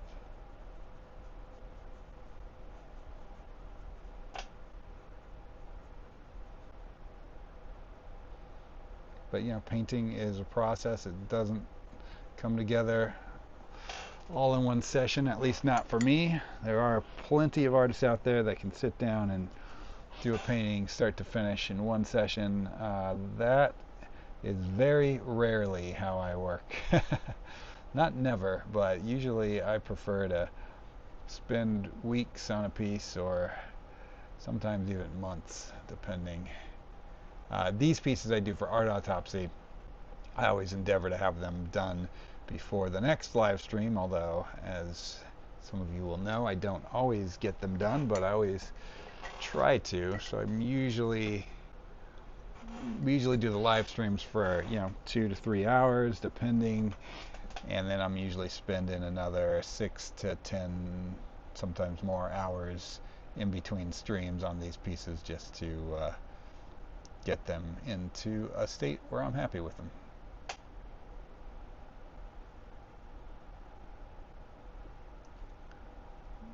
And there will certainly be a stage of this painting with a lot of detail, where I go in and I really work the fur detail, and I get in there with the lines and the creases on the hands and all that stuff.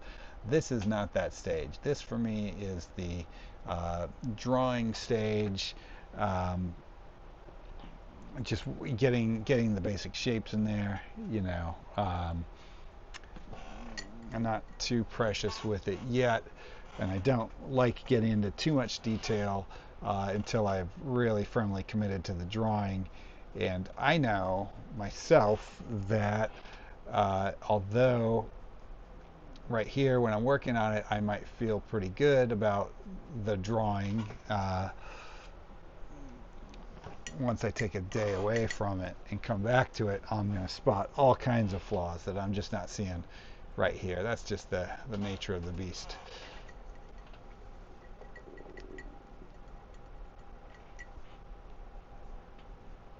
And he says, let's see, I've just been using linseed oil.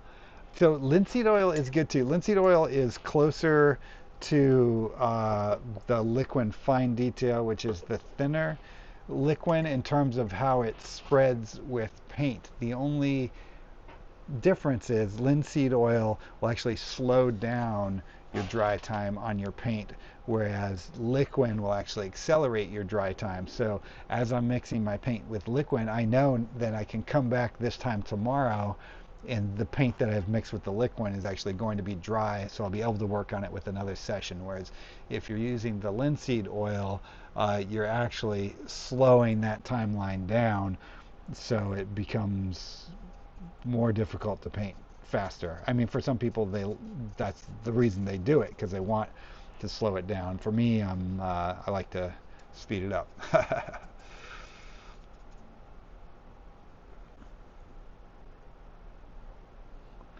The Undead of Night, is that monkey's paw on the bottom going to become a tentacle? Well, I think you know me too well here, but you never know. It might be. There's a more than good chance it turns into something other than a paw. Indy has to hop off, but can't wait to see how it turns out. Good night, everyone. Good night, Indy. Thank you for watching. Appreciate you.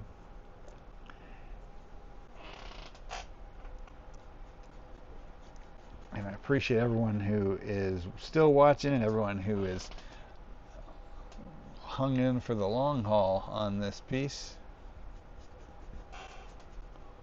It's a pretty fun one. I'm actually pretty happy with how this chimp is turning out. And again, for those who weren't on since the beginning, this idea for this painting started as just like a 2-minute sketch in my notebook. I just did a quick, really bad sketch of a chimpanzee holding a skull, and the only real similarities are thematically that it's a chimp holding a skull in the way it was holding the skull. For some reason, it just appealed to me, and I thought I could work that into a painting and make it interesting. And so that was the start of this piece, and I'm glad I had that impulse because I'm really liking the direction of it. And again, for just like a 2-minute kind of throwaway sketch, I could have just as easily let the idea die there and not have done anything with it. But for whatever reason, I like the image enough to keep going with it, and I'm glad I did.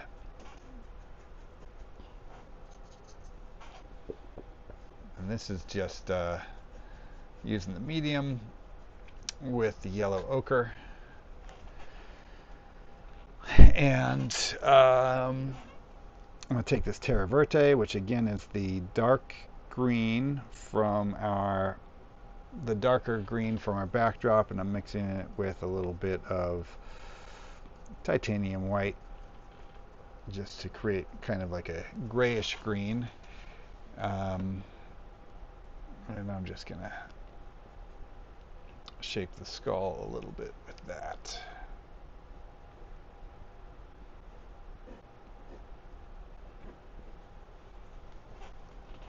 And I'm actually going to go a little darker.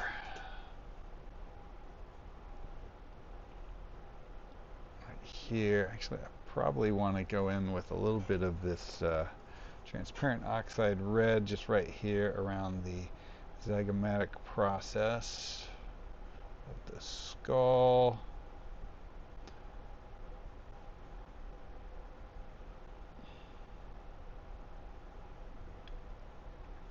And I've got here, this is I don't know if you can see this, is it on camera? I guess it's not. I have a skull here. This is from Bone Clones, makes this skull. It's molded from a real human skull. Although I do have real human skulls, I just don't have any in the garage right now. But I do have that Bone Clones one, which is a fantastic reference. Get yourself a skull. They are great to have as references. If you don't want a real one, yeah, go with one that's molded from a real one. Bone Clones is a great option. There's Skull Shop, Skull SHOPPE. They make some awesome skulls that are made from real ones. There's a cool local artist, Spine Stealer, who has a kind of an alter ego called Skeleton Jack, and they make some amazing skulls as well. There's lots of cool options for getting a skull that's molded from a real skull. And as far as references go, nothing beats having the real thing or something molded from the real thing.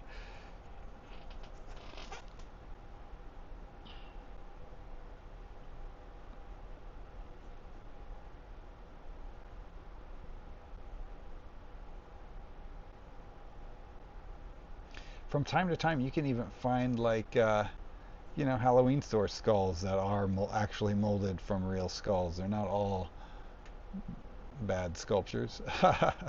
Sometimes you find some gems out there in the wild.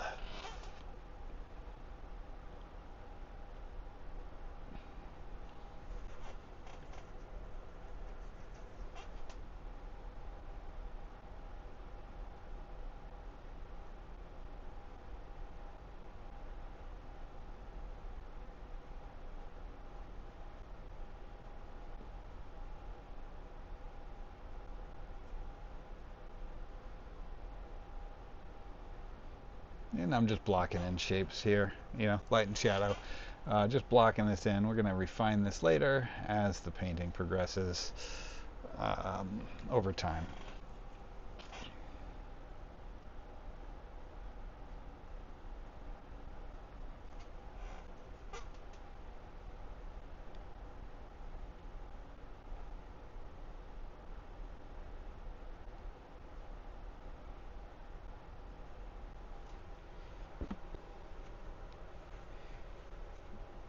Okay, let's get this lower hand in, then we're going to build up some more foliage around him, maybe push him a little bit further back into the shadows, and then I think we will have achieved total saturation of this canvas and have to call it a night after that, but we're not quite there yet. Getting close though, getting close. Moderatrix Nation has joined. Thanks. Alas, poor York. Indeed.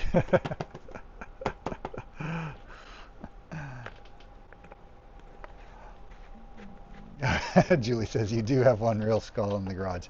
That is true. That is true. It's just very hard for me to see.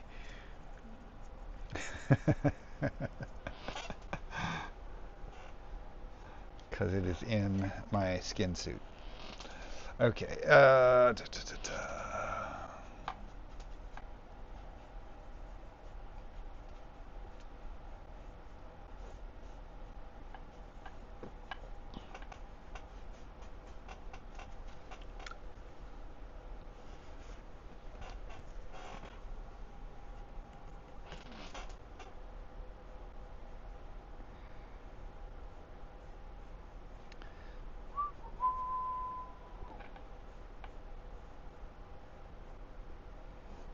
I'm getting lazy with this hand for right now.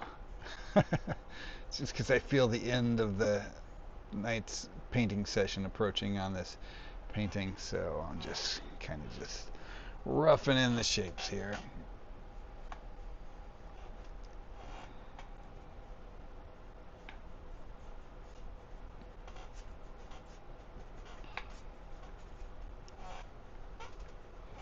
All right, let's get some more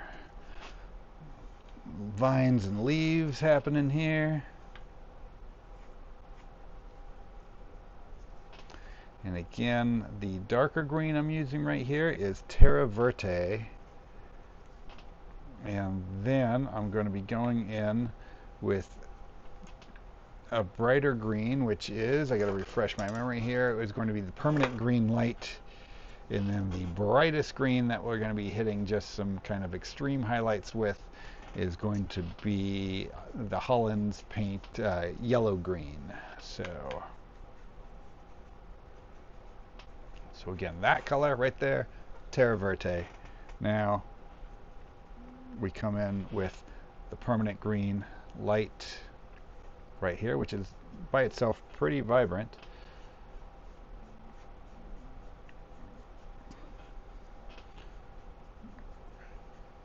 And honestly, I'm not even cleaning the brush in between greens right here. I'm letting them blend because that's just the stage of the painting we're in. Where we're blocking in color.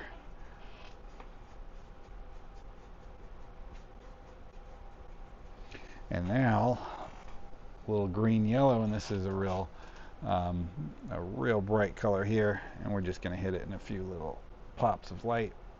Not go overboard with that for now.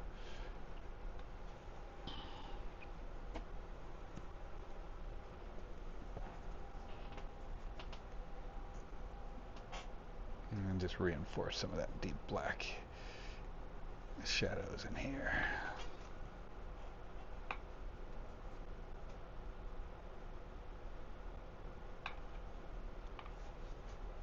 Oh yeah, this was gonna be his knee. Yeah, let's keep that going. We'll still keep it his knee. Why not? I'll probably end up throwing some leaves over part of that in a future session, but for now, I'm gonna have him this is just like a little indication that he's kind of squatting there in the green as opposed to standing. So we'll keep that. So that was the iron oxide red, and then just a little bit of the titanium white, and we just push that up. We just kind of lightly touch it. Again, you just want to flow in the direction of where you think how you think the fur is growing.